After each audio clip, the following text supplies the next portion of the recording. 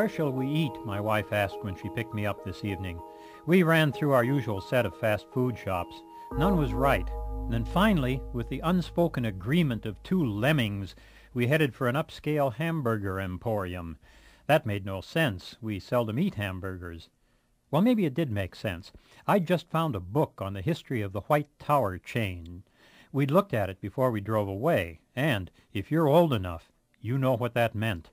The old White Castle White Tower chain served up 5-cent hamburgers while we grew up in the 1930s. Sunday evenings, my father would pick up a bag of White Castle hamburgers. They were small, fried in sizzling grease and onions, garnished with pickle slices. We'd eat them and listen to Jack Benny on the radio.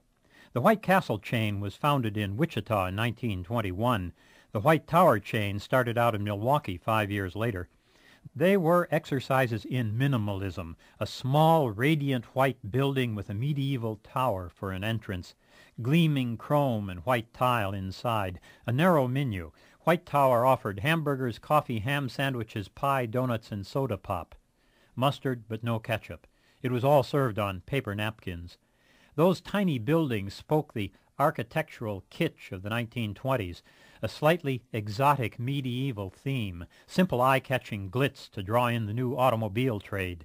But if they were creatures of the 20s boom, they had two qualities that gave them staying power for the Depression years of my childhood.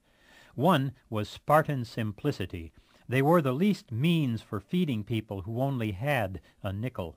The other feature was that dreamy veneer of medieval fantasy, a place to escape the hard reality of hunger that was all around.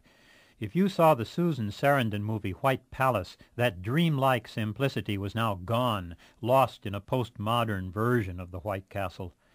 As money and hope evaporated in the 30s, the two chains built and expanded. Cheap food and cheap entertainment are commodities that survive in the worst of times. 15-cent movies, 5-cent hamburgers, and Jack Benny on the radio. That was the stuff of my childhood back in America's hardest days. Now my wife and I, drawn by those primal memories, eat our large, thick, postmodern hamburgers with side servings of garlic couscous. We pay 120 times what we once paid at the White Castle. We eat and talk about that sweet, impoverished world between two wars, about wonderful 5-cent pleasures in kitschy little fairy tale diners. It has become hard to believe that all that was only the technology of getting by in the worst of times.